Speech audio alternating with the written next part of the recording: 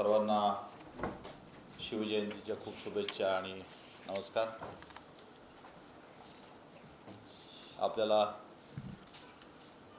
सगळ्यांना माहिती आहे की गेल्या 1 महिन्यापासून म्हणजे एक महत्त्वाच्या NDPSच्या टोळीच्या मागावरती छत्रपती संभाजीनगर पोलीसची क्राइम ब्रांच NDPS ब्रांच ही होती, ज्याचा मुख्य सूत्रधार हा शेख अशफाक शेख इसाक राहणार रवींद्रनगर शहाबाजार छत्रपती संभाजीनगर या ठिकाणचा होता। सदरील टोळी प्रमुखाच्या आत्तापर्यंत 18 आरोपी हे क्राइम ब्रांच आणि NDPS शाखेने हे अटक केलेले होते। त्यांच्याकडून मोठ्या प्रमाणावरती MD त्याचबरोबर कोडीन सिरपच्या साठा हा जप्त केलेला होता। त्याच्यामध्ये काही आर्थिक व्यवहार सांभाळणाऱ्या महिला आणि नार्कोटिक्सच्या व्यवहारामध्ये सांभाळणाऱ्या आणि गुन्हेगार स्वरूपीच्या अशा इतर देखील महिलांना आम्ही अटक केलेली होती। सर्व आरोपींना अटक केल्यानंतर बरीच माहिती त्यांनी शहराच्या नार्कोटिक्सच्या नेटवर्कच्या संदर्भामध्ये आम्हाला दिलेली होती। त्या अनुषंगाने या गुन्ह्यातील फरार जे आरोपी आहेत त्यांच्या मागावरती क्राइम ब्रांच आणि आमच्या आयुक्तालयातील NDPS आणि इतर पथके जी होती, त्याच्यामध्ये काल आम्हाला अशी माहिती मिळाली की हा आरोपी नाशिक या ठिकाणी लपून बसलेला आहे। मी स्वतः पोलीस आयुक्त नाशिक श्री संदीप कर्णिक यांच्याशी संपर्क साधला, त्यांच्या गुन्हे शाखेची आम्ही मदत घेतली आणि काल रात्री उशिरा आमची क्राइम ब्रांचची टीम त्या ठिकाणी रवाना झाली आणि आपल्या नार्कोटिक पथक आणि आपले क्राइम ब्रांचच्या टीमनी त्या ठिकाणी हे जे फरार झालेले मुख्य आरोपी होते शेख अशफाक शेख इसाक राहणार शहाबाजार, पठाण दाऊद मुनावर खान बायजीपुरा, सरफराज मिर्जा हाफिज बेग शहाबाजार हे एका ठिकाणी वडाळा नाका येथील हॉटेल सॅफ्रॉन या ठिकाणी तो लपलेला होता। त्याला व्यवस्थित रूम बॉयकडून आम्ही कॉल करून अत्यंत शिताफीने आतमध्ये घुसल्यावरती त्यांनी मोठ्या प्रमाणावरती आम्हाला प्रतिकार केला आणि आमच्या क्राइम ब्रांचनी बळाचा वापर करून अतिशय म्हणजे रंगतदार पद्धतीने काल त्याला आम्ही नाशिकमध्ये अटक केली। विशेष म्हणजे त्याच्याकडे 14 लाख रुपये किमतीची त्याची फोक्सवॅगन पसाट कार ही देखील त्या गुन्ह्यात त्यांनी वापरलेली ती जप्त केलेली आहे। त्याच्याकडे जवळपास 4,74,500 रुपयाची रोख कॅश मिळालेली आहे। त्याचबरोबर जवळपास 70,000 रुपयाचे त्याचे आणि त्याच्या साथीदारांचे 4 मोबाईल हँडसेट देखील जप्त केलेले आहेत। त्याची किंमत अशा सर्व कन्साइनमेंटची 19,44,500 रुपये झालेली आहे।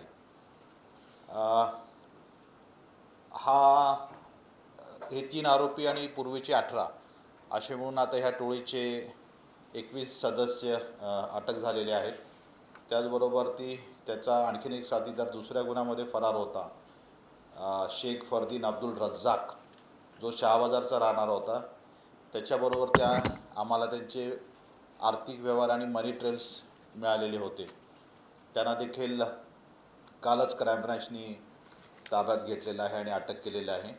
अशा प्रकारे क्राइम ब्रांचचे PI म्हणजे क्राइम ब्रांचचे DCP श्री रत्नाकर नवले, क्राइम ब्रांचचे ACP राजपूत, क्राइम ब्रांचचे PI श्री कल्याणकर, पोलीस उपनिरीक्षक अर्जुन कदम, PSI प्रवीण वाघ, पोलीस हवालदार काळे, विजय निकम, राजेश यदमळ, विक्रम खंडागळे, जालिंदर गोरे, राहुल बंगाळे, अभिषेक बाठे, दिनकर आवारे, अक्षय नाटकर, अरुण भिसे, शाहरुख शेख, महिला पोलीस अंमलदार माया माळी, चालक पोलीस हवालदार शिनगारे झारगड या सर्वांनी अतिशय शिताफेनी आणि अतिशय धोकादायक, कारण की तुम्हाला माहीत असेल या आरोपींकडे वेपन पूर्वी जप्त केलेला आहे आणि नेहमीच हा नार्कोटिक्सच्या अंमलाखाली असतो। त्याच्यामुळे कोणत्याही प्रकारे धोका त्या ठिकाणी निश्चितच आम्हाला या अधिकाऱ्यांना झालेला असता, पण तरी देखील अतिशय जीवाची बाजू लावून आमच्या अधिकाऱ्यांनी त्या ठिकाणी खूप चांगलं काम करून सर्व आरोपींना काल रात्री ताब्यात घेऊन आणलेलं आहे. माननीय कोर्टाच्या पुढे आता आरोपीला सादर केलेला आहे आणि त्याची कस्टडी आम्हाला लवकरच मिळेल. या अशफाक पटेलवरती पूर्वीचे एकूण म्हणजे नवीन हे नार्कोटिक्सचे गुन्हे दाखल झालेले 4 आणि इतर असे गुन्हे 8 गुन्हे दाखल झालेले आहेत, ज्याच्यामध्ये 302, 307 त्याचबरोबर आर्म्स ॲक्टचे देखील गुन्हे दाखल झालेले आहेत. एकंदरीत आपल्या आयुक्तालयामध्ये गेल्या 1.5 ते 2 वर्षाच्या कालावधीमध्ये मोठ्या प्रमाणावरती म्हणजे माझ्या माहितीप्रमाणे आम्ही ज्यावेळी रेकॉर्ड बघतो त्याच्यामध्ये तुम्ही 2023ला जर बघितलं तर आपण 125 आरोपी होते. 24ला 236 25ला 337 आणि आता 26ला आपण एकाच महिन्यापर्यंत 33 आरोपींना अटक केलेली आहे. अशा प्रकारे एकूण मोठ्या प्रमाणावरती नार्कोटिक्सवरती कारवाई गेल्या 1.5 ते 2 वर्षात झालेली आहे. आणि जी नार्कोटिक्सची कारवाई आहे आपली जवळपास 10 ते 15% जास्त आहे पूर्वीच्या वर्षांपेक्षा. मोठ्या प्रमाणावरती आपण आरोपींना अटक केलेलं आहे. आपण बघितलं असेल की नार्कोटिक्स आणि इतर आरोपींना जवळपास 25 आरोपींना आपण MPDमध्ये महाराष्ट्रातल्या वेगवेगळ्या जेलमध्ये पाठवलेलं आहे. आता वेगवेगळ्या जेलमध्ये म्हणजे आपण चंद्रपूर, नागपूर, अमरावती, अलिबाग, कोल्हापूर अशा लांबच्या जेलमध्ये पाठवतो, कारण ह्याच्यापूर्वी आरोपी आपल्याच जेलमध्ये स्थानिकमध्ये राहायचे.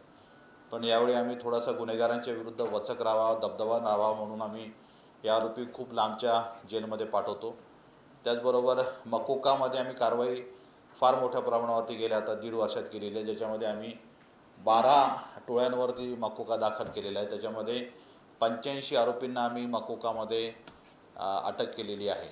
आणि तुम्ही बघितलं तर आपल्या छत्रपती संभाजीनगर शहरामध्ये अतिशय मर्डरसारखे गुन्हे हे अतिशय वारंवार घडत होते, परंतु गेल्या 1 वर्षामध्ये आपले मर्डरचे गुन्हे हे 16ने कमी झालेले आहेत.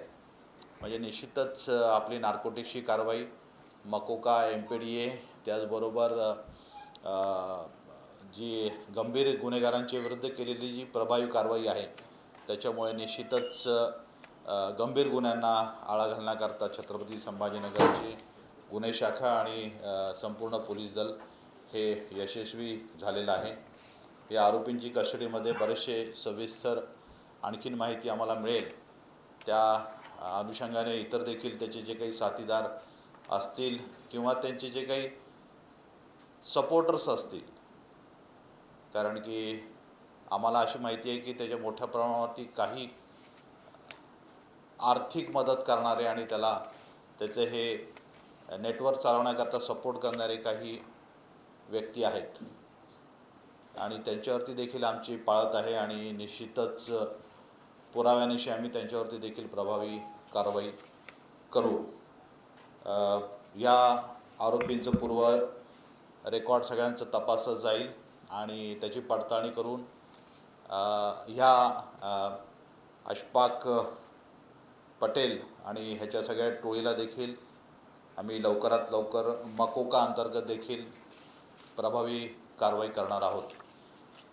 मला असं वाटतं की आपला जुना छत्रपती संभाजीनगर आणि जो हार्ट ऑफ द सिटी आहे त्यामध्ये चांगल्या प्रकारे आता नार्कोटिक्सवरती नियंत्रण आपल्याला मिळालेलं असून आणखीन देखील आपल्याला काही एरियामध्ये लक्ष घालणं गरजेचं आहे. त्यामध्ये देखील आम्ही निश्चितच येणाऱ्या दिवसामध्ये आता तुम्ही बघितलं असेल की आम्ही महानगरपालिकेला देखील गुन्हेगारांची यादी सोपवून, कारण की बऱ्याचशा गुन्हेगारांचं एकाच ठिकाणावरून वारंवार ते त्यांचा अवैध व्यवसाय चालवतात नार्कोटिक्स NDPSचा. त्याच्यामुळं आम्ही त्यांच्यावरती देखील महानगरपालिका, कारण की माननीय उच्च न्यायालयाचे आदेश आहेत स्पष्ट की कोणत्याही प्रकारचे कमर्शियल बांधकाम आणि रेसिडेन्शियल बांधकाम हे अवैध बांधकाम हे पाडण्याचे आदेश आहेतच. महानगरपालिकेचे जे नियम देखील आहेत त्या अनुषंगाने महानगरपालिकेकडून देखील कारवाई झाल्यावरती आणि पडताळणी झाल्यानंतर आम्ही त्यांना बंदोबस्त देऊन जे काही त्यांचे असे ठिकाणं आहेत ते निश्चितच मुळापासून आम्ही उखाडून फेकून देऊ. आपल्या ह्या नार्कोटिक्सच्या लढ्यामध्ये आपल्या सगळ्यांचं नेहमीच सहकार्य आम्हाला भेटलेलं आहे आणि भविष्यात देखील भेटत राहील अशी मला खात्री आहे. थँक्यू.